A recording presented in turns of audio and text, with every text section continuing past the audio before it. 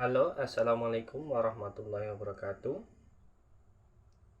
Pada kesempatan kali ini, saya akan memaparkan salah satu mata kuliah yang saya ampuh, yaitu portfolio dan investment analysis. Mata kuliah ini diikuti oleh mahasiswa pada semester 4 dengan bobot 3 SKS. Adapun pemaparan video kali ini adalah unjuk kerja program Tridharma bidang pengajaran pada mata kuliah portfolio dan investment analysis.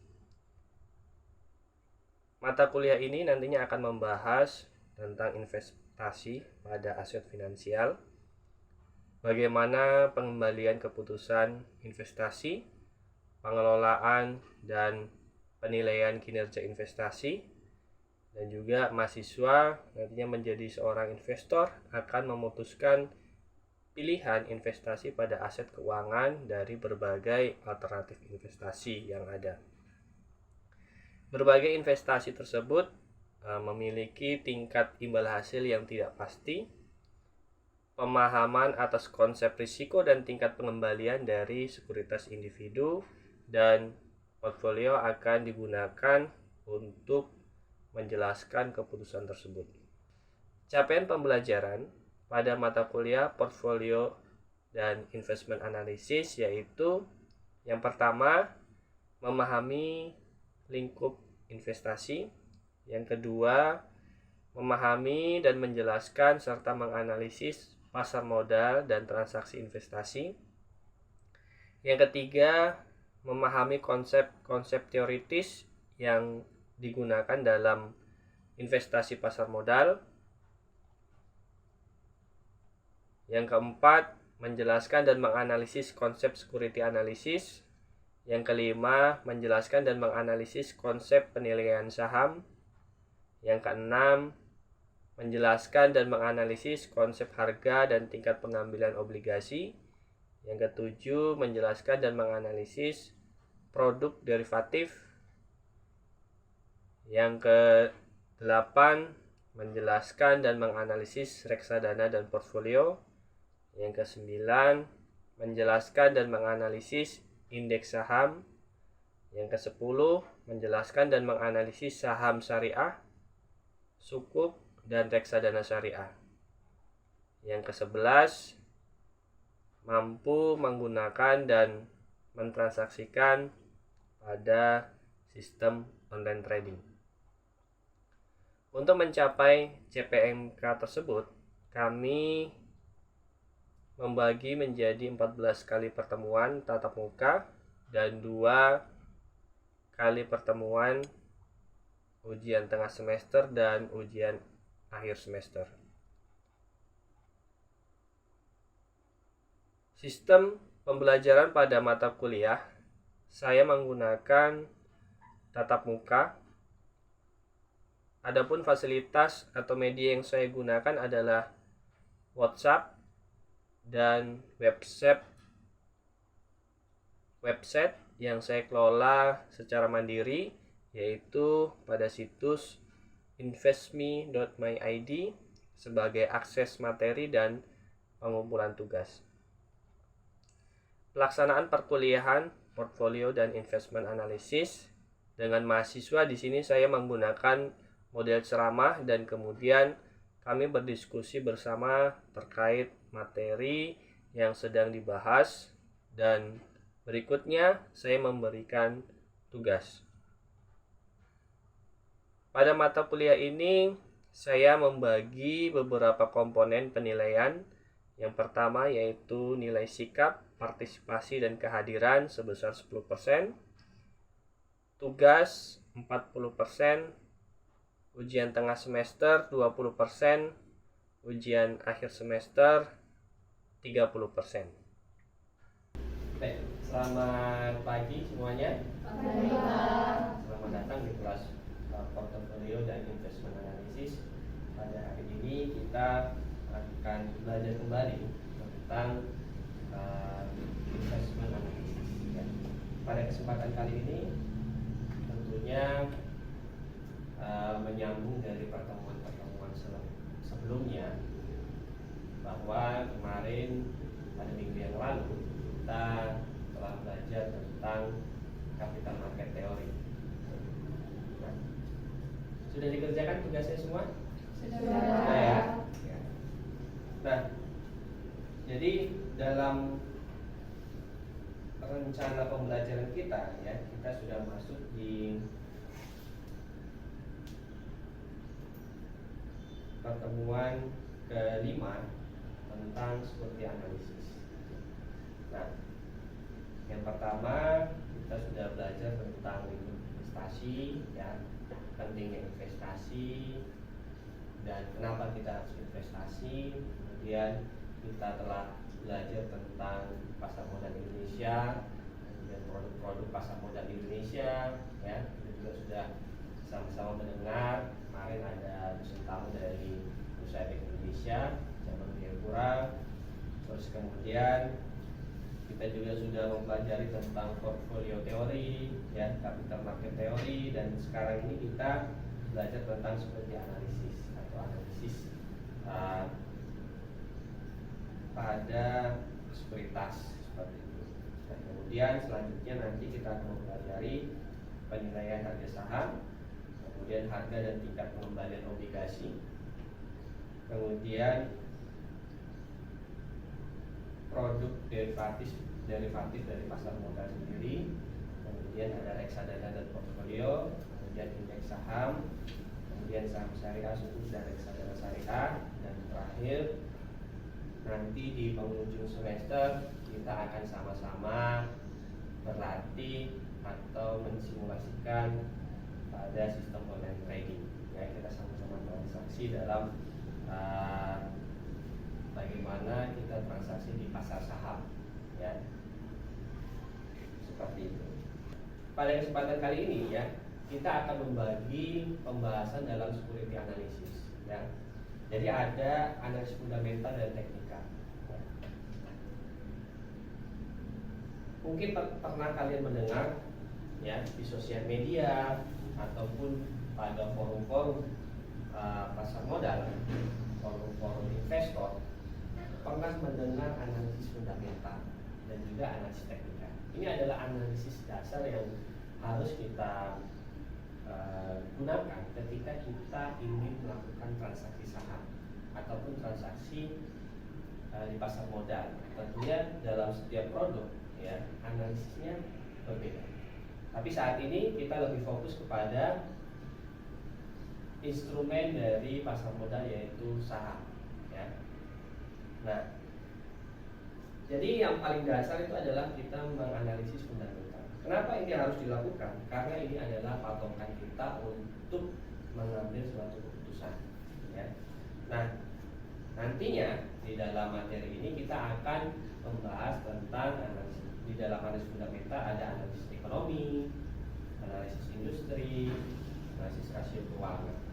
Kemudian di dalam analisis teknikal kita ada smart money view, ya, substantial view, support dan resistance, ya. Yang paling sering itu kita harus melihat support dan resistance. Ini yang paling dasar secara praktiknya di dalam pasar modal, ya. Anda juga sudah melakukan transaksi di pasar modal, ya. Tentunya harus ada patokan ketika Anda ingin melakukan transaksi tersebut. Jadi harus ada analisanya. Jadi kita belajar sama-sama pada pertemuan hari ini. Nah, kemudian capaian dari pembelajaran hari ini adalah pada mata kuliah security analysis pada bagian analisis fundamental dan teknikal, ya. Jadi nanti kalian diharapkan bisa mampu menjelaskan teori terkait dengan efisiensi pasar dan kinerja pasar serta melakukan perhitungan indeks dan interpretasi terhadap ekspektasi pasar. Nah, apa sebenarnya analisis fundamental itu, ya? Nah, analisis fundamental itu adalah suatu analisa yang mempelajari hal-hal yang berhubungan dengan kondisi keuangan. tentunya ini kita harus melihat dari perusahaan tersebut ya. Banyak sekali perusahaan yang listing di Bursa Efek Indonesia ya. Kita bisa memilah mana yang kita sukai untuk dibeli saham tersebut. Tentunya kita juga harus mempelajari hal-hal yang berkaitan dengan perusahaan tersebut, baik itu laporan keuangannya, baik itu industri yang dia geluti dan lain sebagainya. Nah, di dalam analisis fundamental ini ada terdiri beberapa analisa yang harus kita pahami bersama-sama, yaitu pertama ada analisa ekonomi ya, seperti yang sudah saya sampaikan di awal tadi, analisa industri, kemudian juga ada analisa rasio keuangan perusahaan. Nah, yang pertama kita melihat analisis ekonomi ya. Nah, dalam kita melakukan analisis penilaian saham ya, biasanya kita melakukan analisis fundamental secara top down ya, untuk melihat bagaimana sih prospek ketika kita memilih perusahaan tersebut. Nah, apa yang dimaksud dengan top down ya? Nah, jadi kita secara sederhananya kita melihat dari atas ke bawah gitu ya. Pertama, kita harus melihat variabel-variabel ekonomi makro ya, yang tentunya akan mempengaruhi kinerja seluruh perusahaan ya. Kira-kira apa? Kita harus melihat itu semua. Nah, kemudian turun lagi kita melihat dan juga menganalisis industri pilihan yang berprospek paling baik ya. Kira-kira di mana yang paling baik ya? Jadi kita harus bisa melihat. Nah, yang ketiga, kita harus menganalisis perusahaan dan ketentuan saham perusahaan mana yang terbaik ya. Dari sekian banyak perusahaan, kurang lebih ada 800-an ya, 800-an pilihan yang kita bisa pilih. Tentunya kita harus melihat lagi dengan sektor-sektor tertentu mana yang paling baik. Nah, inilah yang dikatakan secara top down ya, dari atas kemudian lebih spesifik kepada perusahaan tersebut. Nah, terus kenapa kita harus menggunakan analisis ekonomi ya? Nah, mengapa ini penting ya? Tentunya ketika kita ingin memilih perusahaan atau menyimpan uang kita dalam instrumen saham, tentunya kita harus melihat secara keseluruhan ya. Tidak mungkin dong kita akan menyimpan uang kita tapi kita asal-asalan gitu. Tapi kita harus memperhatikan hal-hal yang sifatnya sangat penting. Nah, di sini di dalam slide Anda bisa melihat bahwa di situ sudah saya tuliskan mengapa tahap ini penting, karena pertama adanya kecenderungan hubungan yang kuat antara apa yang terjadi pada lingkungan ekonomi makro dan kinerja suatu pasar modal. Yang kedua, pasar modal mencerminkan apa yang terjadi pada perekonomian makro ya. Yang ketiga, fluktuasi yang terjadi di pasar modal akan terkait dengan perubahan yang terjadi pada berbagai variabel ekonomi makro. Nah, contohnya ya, harga obligasi itu dipengaruhi oleh tingkat bunga yang berlaku seperti itu. Nah, beberapa variabel ekonomi makro ya yang pernah kita pelajari di mata kuliah lain ya, ada PDB, kemudian ada inflasi. Nah, inflasi ini yang sangat terasa sekali ya, sangat terasa ya. Terus kemudian ada tingkat bunga, kurs rupiah, anggaran defisit ya, investasi swasta ya, neraca perdagangan dan pembayaran. Yang selanjutnya adalah analisis perusahaan. Kenapa kita harus menganalisis perusahaan ya? Tentunya untuk mengetahui apakah saham suatu perusahaan itu layak dijadikan pilihan investasi atau tidak. Bagaimana kita melihat itu layak atau tidak? Maka kita harus melihat dari beberapa indikator yang kita ambil dari rasio keuangan. Ya. Salah satunya adalah kita melihat dari earning per share-nya, ya, EPS. Biasanya paling familiar adalah EPS, earning per share, ya. Dilihat dari laba bersih dibagi dengan jumlah saham yang beredar. Nah, kita melihat earning per share, atau kalau kita terjemahkan dalam bahasa yang sederhana adalah laba dari setiap nukar sahamnya kita dapatkan. Seperti itu. Ya. Nah, ini bagi investor ini adalah penting sekali, ya. Dari rasio ini nantinya ini akan menggambarkan bagaimana prospek earning perusahaan di masa depan, ya. Nah, tentunya kita harus melihat juga, ya, ketika uang kita simpan di saham A misalkan, bagaimana sih earning yang nantinya kita dapatkan di masa depan.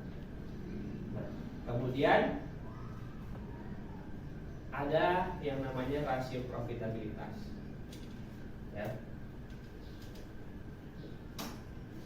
Nah, rasio profitabilitas ini penting sekali, ya. Yang biasa digunakan adalah ROE dan ROA, return on equity dan return on asset. Nah, ini yang paling penting karena melihat bagaimana pengembalian dari modal yang modal perusahaan, dan juga melihat dari total asetnya, bagaimana sih imbal hasil dari total aset. Nah, ini rumusnya, ya. Kalau kita melihat dari ROE, ya, kita perbandingan antara laba bersih setelah bunga dan pajak dibagi dengan jumlah modal, ya, atau ekuitas. Nah, kalau ROA itu EBIT dibagi dengan jumlah aset, ya, seperti ini, ya. Jadi profitabilitas itu penting sekali karena kita ingin melihat imbal hasil yang tentunya akan kita dapatkan, ya. Nah, kemudian ada analisa teknikal, ya. Nah, di dalam analisa teknikal ini, ya, kita nantinya menggunakan metode teknikal untuk meramalkan pergerakan harga saham dan meramalkan kecenderungan pasar di masa mendatang dengan cara mempelajari grafik dari harga saham, ya. Terus kemudian volume perdagangan dan juga IHSG, ya. Jadi kita melihat grafik, ya, melihat grafik dari pergerakan harga sahamnya seperti apa. Nah, analisis teknikal ini menilai harga saham berdasarkan refleksi harga di masa lalu dengan membaca sentimen, tren, dan proyeksi yang mungkin terjadi di masa depan. Jadi kita melihat harga-harga masa lalu, ya, secara grafiknya seperti apa. Nah, jadi masa lalu, ya, dari harga-harga masa lalu itu nantinya akan memberikan gambaran kepada kita bagaimana sih prospeknya ke depan. Nah, tipe dalam analisis teknikal itu ada beberapa tipe, ya. Yang pertama ada follow the smart money view, ya. Jadi ini adalah mengikuti tren yang sedang terjadi di pasar, ya. Jadi kita melihat bahwa analisis teknikal mempercayai bahwa pasar bergerak dalam tren tertentu, ya. Ada yang namanya tren up, tren down, ataupun sideways. Nah, ini biasanya. Kemudian yang kedua ada Transient view, ya.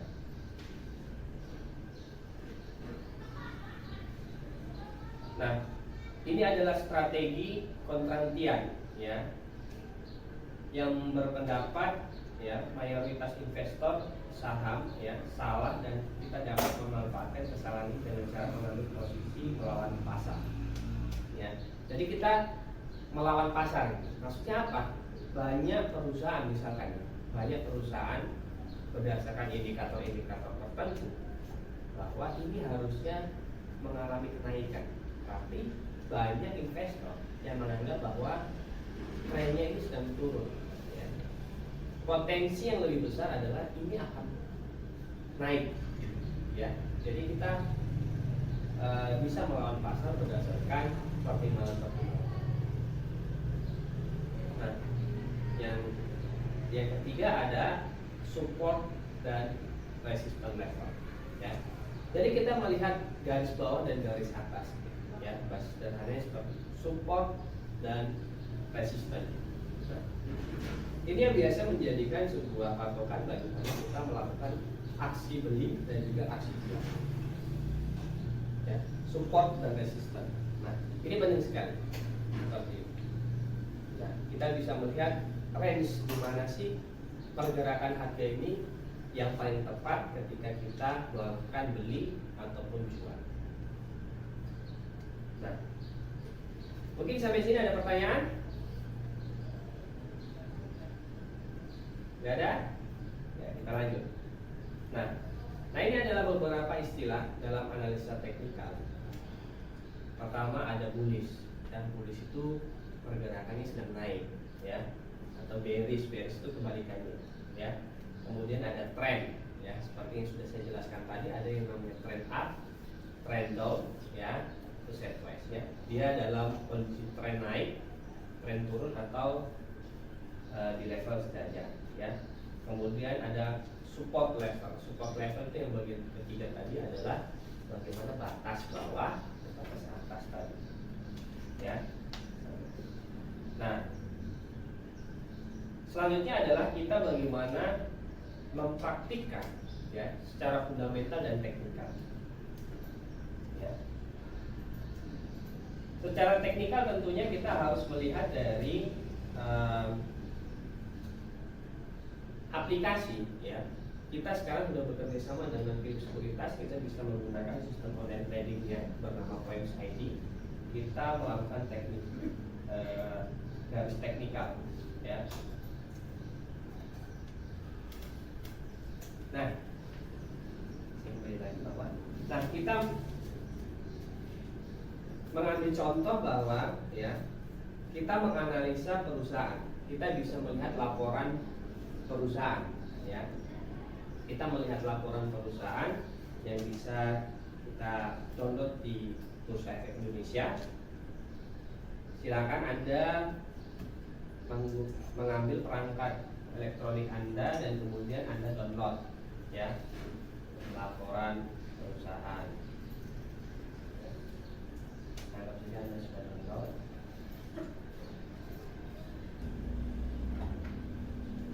Nah, misalkan kita mendownload laporan keuangan ICBP, ya, Indofood Sukses Makmur, ya. Kita bisa melihat dari laporan keuangan. Terus bagaimana kita melihat dari earning per share dari perusahaan tersebut, ya. Kita membandingkan antara laba bersih perusahaan tersebut dengan jumlah saham beredar, ya. Anda sudah melihat dalam perangkat elektronik Anda, ya, Anda sudah download pada laporan keuangan.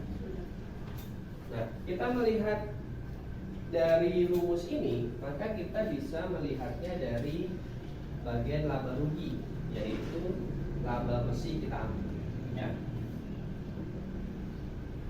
Yaitu laba bersih dibagi dengan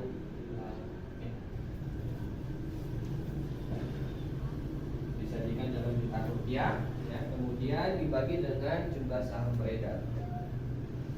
Jumlah saham beredarnya berapa? Kita lihat di bagian ekuitas. Coba Anda buka di perangkat elektronik Anda, bagian ekuitas, bagian modal saham bagian atas, ya. Di situ dijelaskan bahwa terdapat modal saham, ya. Kemudian modal ditempatkan dan di stok penuh sebanyak 11.661.908.000 per lembar saham, ya. Nah, itulah jumlah saham yang beredar di publik, ya. Kita bisa melihat dari situ, ya. Selain itu juga Anda bisa melihat pada situs Bursa Efek Indonesia idx.co.id, ya. Kita bisa lihat jumlah saham beredar pada setiap perusahaan, ya. kita tuliskan 116190800. Jadi si tadi juga ya, kita tambahkan 0. Nah di sini hasilnya berapa? Coba dihitung. Berapa itu?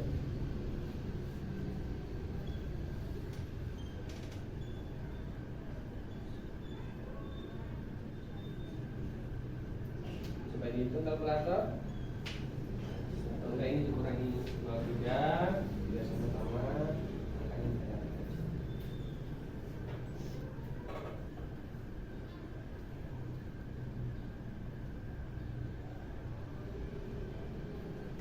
Berapa?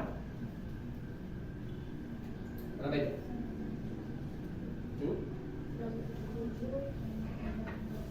677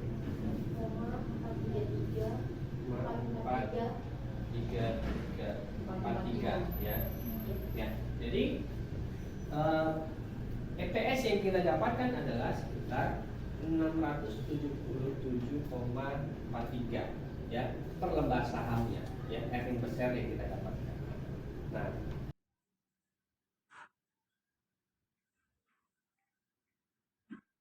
di sini ada pertanyaan? Ya, gimana? Ya.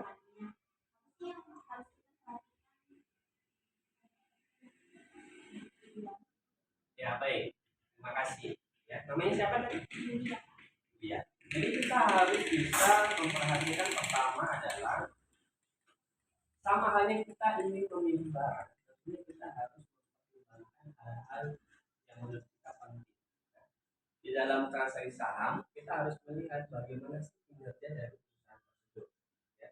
Tidak mungkin dong kita ingin menginvestasikan uang kita, menyimpan uang kita, tapi kita tidak tahu bagaimana sih kinerjanya. Dan sampai kita cuma asal-asalan untuk beli saja atau ikutan orang beli, ya. Tapi kita tidak tahu bagaimana kondisi perusahaan tersebut. Nah itu sangat berbahaya. Banyak sekali saat ini, ya, orang-orang di pasar modal lebih suka untuk ikuti. Seperti yang kita bahas tadi bahwa yang harus kita perhatikan adalah pertama adalah kita melihat dari fundamentalnya perusahaan. Paling tidak tadi itu IPS, karena kita ingin menyimpan uang kita, tentunya kita ingin mengharapkan keuntungan di masa depan. Itulah namanya investasi. Seperti yang pertemuan di awal adalah bagaimana kita menghasilkan keuntungan pada investasi. Tidak mungkin dong kita investasi itu baru inginnya rugi. Nah, terus kemudian kita bisa melihat secara keseluruhan dari rasio keuangan, ya, rasio keuangan perusahaan tersebut seperti apa. Ya. Kemudian kalau kita ingin transaksi investasi dalam kurun waktu tertentu, ya, misalkan dalam jangka pendek atau jangka menengah, maka kita bisa menggunakan analisa teknikal, ya. Kita bisa melihat bagaimana tren dari perusahaan tersebut, ya, berdasarkan historis harga masa lalu. Nah, dengan pertimbangan kita menggunakan indikator tertentu, ya, ada moving average, ya, terus kemudian ada stokastik, ya, kemudian juga bisa kita paling sederhana adalah support dan resistance, ya. Kita menghubungkan antara titik-titik kemudian range yang ideal kita beli sehingga nanti akan memiliki potensi naik. Ya, kita di bagian atas sudah kita memiliki patokan, ya, yang namanya resisten untuk kita kasih jual, ya. Range antara beli dan jual itulah yang menjadi patokan dan vertikal, ya. Banyak sekali indikator yang bisa digunakan. Tentunya nanti pelan-pelan kita akan pelajari hal, ya. Yang jelas bahwa jangan sampai kita tidak memiliki pengetahuan tentang apa yang ingin kita investasikan. Paling tidak kita kita harus tahu tuh, ya. Kita mau investasi di perusahaan A, kita harus tahu kondisi perusahaannya seperti apa, ya, dengan beberapa analisis. Ada lagi? Cukup jelas? Ya, baik. Kalau begitu saya akan memberikan tugas kepada Anda, ya. Pertama adalah Anda cari laporan keuangan di perusahaan konsumer, ya. Kita sudah memberikan contoh CPP, dan Anda bisa cari perusahaan konsumer atau jenisnya di Bursa Efek Indonesia atau idx.co.id, ya. Jadi Anda bisa download laporan keuangan di sana, kemudian Anda hitung earning per share dan rasio profitabilitas, return on asset dan equity. Cukup jelas? Bisa dipahami? Bisa. Ada pertanyaan? Tidak cukup? Baik, ya. Kalau tidak ada pertanyaan, berarti kita akhiri pertemuan kita.